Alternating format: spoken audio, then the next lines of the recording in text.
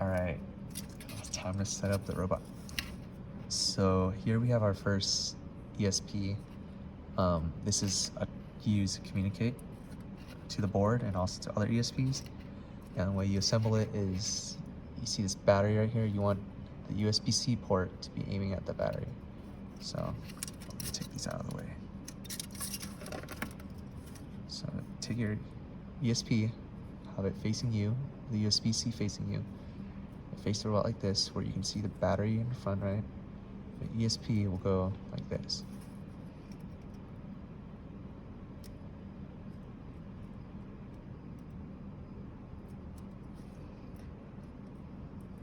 All right. So there you go. Now you have your board with the ESP on. That's the first thing you have to put onto it. And the next thing we'll put on is this, which is the BNO and the barometer. It's used to determine the height and the yaw, as well as the pitch and the roll of your blimp. And to put this on, you'll see 5 pins here. This one seems to be missing a pin, but that shouldn't matter. And you put it on like this, where it's facing, where the pins are on the other side. See, so you want it like this, where the BNO is taking up a good portion of this square right here on the board. And after we put it on, you'll notice this is what it looks like. I'll kind of show a 360 of it. Right. So that's the top part. Here's the ESP. And I'll show the bottom. Here's the BNO. Right. Just showing a nice 360 so you can figure out this. Yeah, so that's how you assemble the main board. Now we'll put together the servos. To do that, we'll have to put the frame together. These frames are made of foam core, which means they're rigid but very easy to break. So no worries if you break it. It's pretty easy to print more of these. These frames are pretty easy to change as well. So I'll show you how to assemble this one, but there might be a lot of different frames that you'll be assembling in the future. And the goal is you'll be able to design your own. So to assemble this one, you can put it like this, right? And you see these little notches here? They go together, and we use the friction of the foam core to hold it together. It should go in, slide in pretty well. So now you have it like this. I'll show you. See that? Okay. And for the middle parts of the frame, this part right here, we use the smaller ones. Right. These go in right here. It should be nice and flat. Pretty intuitive. Here's the other side. Again, small ones in the middle.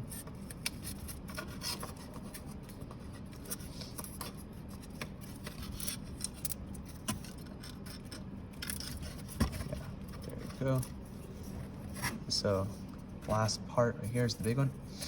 Like I said, these frames are just temporary. They can change a lot as time comes. You'll be able to design your own frames and put them together. A tip is to use the friction of the foam core to hold the pieces together, because foam core has a lot of friction on it.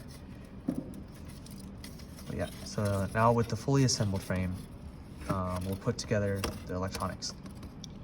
So let's do the motors first. So these are servo motors. We're going to assemble them with these motors here. And I'll take the frame out of the way for a second. So what you need are these pieces right here. There's a variety of them. Some of them will also, other ones will also work, but this is the one we'll be using right now. And all you do is you put this on like this, and you take a small silver screw. I'll put it in my palm. Maybe if I bring it a little closer. Yeah, these small silver screws, and screw this in. Actually, let's put this in first. So to assemble the motors, right, all you do is you insert this into the little notch here.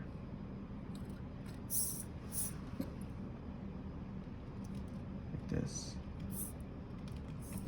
All right, do you see how I did that? I insert it into the notch and press tightly so that it stays. And take the screw in, the silver screw, put it into the notch. You screw it in.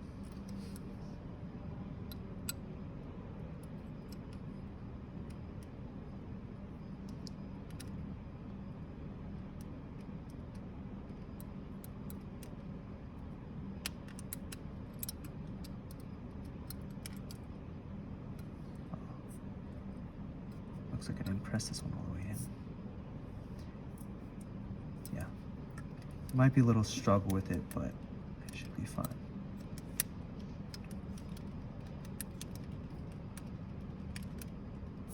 Okay. After you screw it all the way in, it should be stuck on, it shouldn't move. Our servo motors, try not to manually rotate them too much. That could damage the gears inside. These are very easy to break, the servo motors, so be careful with those. So that's one servo motor assembled.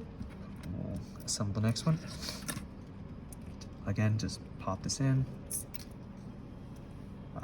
I like to align it so it's straight. Take the arm, insert it into this notch. Right, there's a little notch right here, a small one here. Should be a tight fit.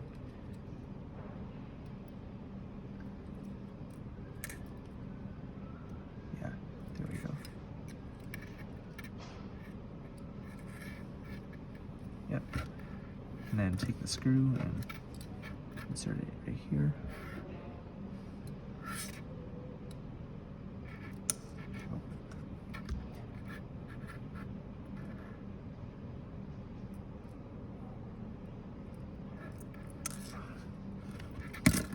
Sorry, I'm a little sloppy.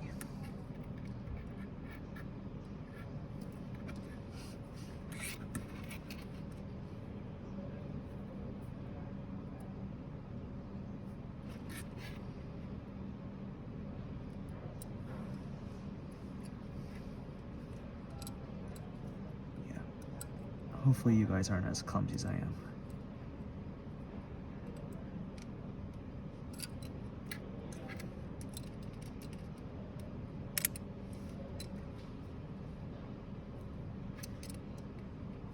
Okay. So now we have these two parts assembled. Now let's take a look at the frame again. Alright, so the motors for this frame specifically, they are inserted into this hole right here. Let me see if I can get a better angle. I'll just take the piece off.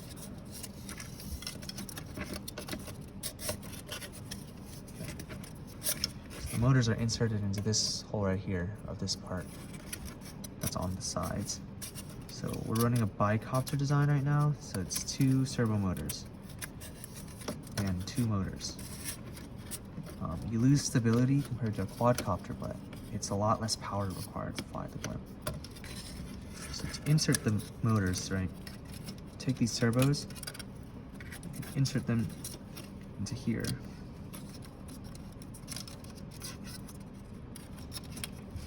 So insert the wire first, right? Have them facing outwards.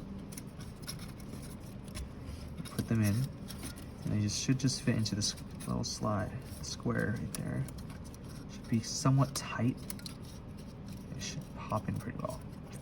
And so we're using friction to hold this, and normally this would be a problem in some other cases, but because we're running such a lightweight material and a lightweight design, and the blimps will make up for a lot of the gravity, we don't have to worry too much about the fact that our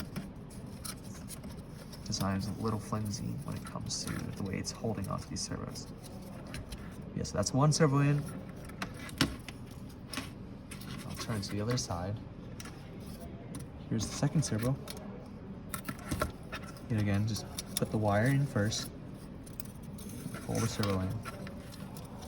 It should fit into the rec servo.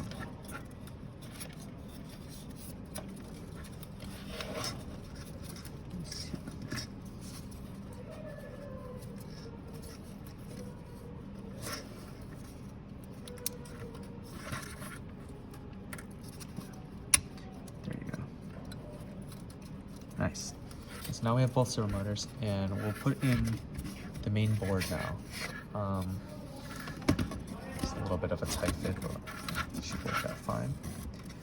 So for this specific frame, we want the B&O to be at the bottom, and the USB, actually, sorry, we want the USB-C port to be at the bottom and the B&O to be on top.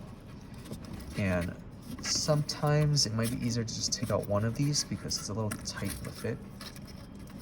The way you do it is pretty explanatory. This part will hold the main board and this part will hold the B&O. And this top one is for the battery. So you can just insert it in like this. Yeah. It should go in pretty tightly. Alright, so if you look close, you can see the board's right in this one, and the B&O is right here.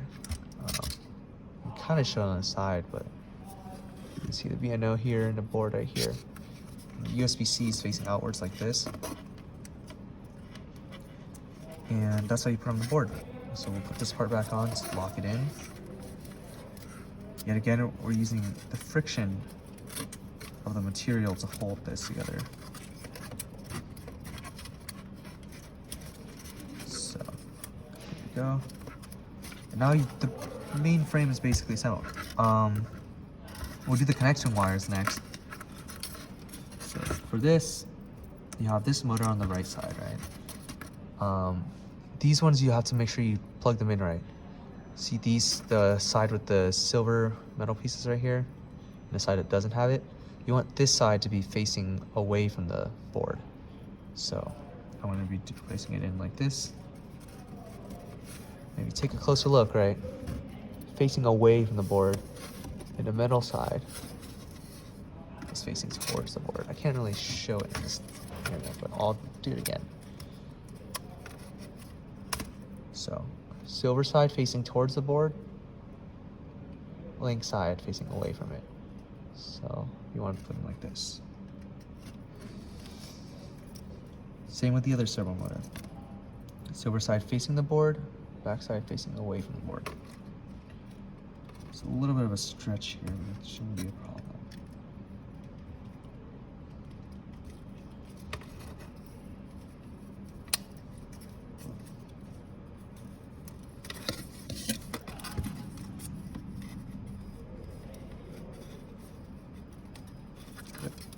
There you go. And it should be all good for the servos now.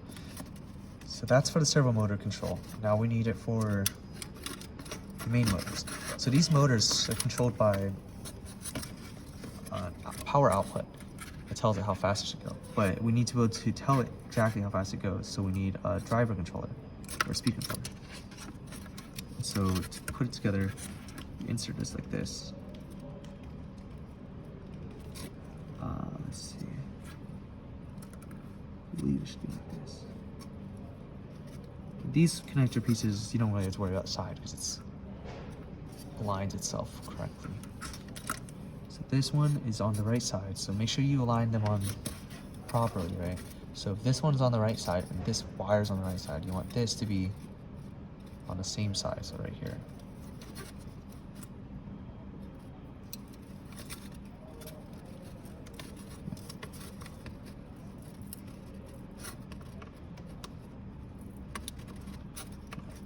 And it's okay if the frame falls apart a little bit. Like we said, it's pretty cheap material and we could always make more. So let's do the other one next. There we go.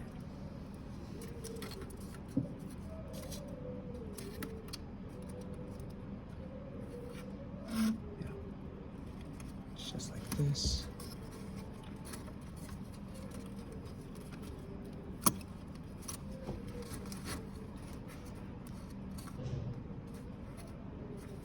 And this should go in just like this.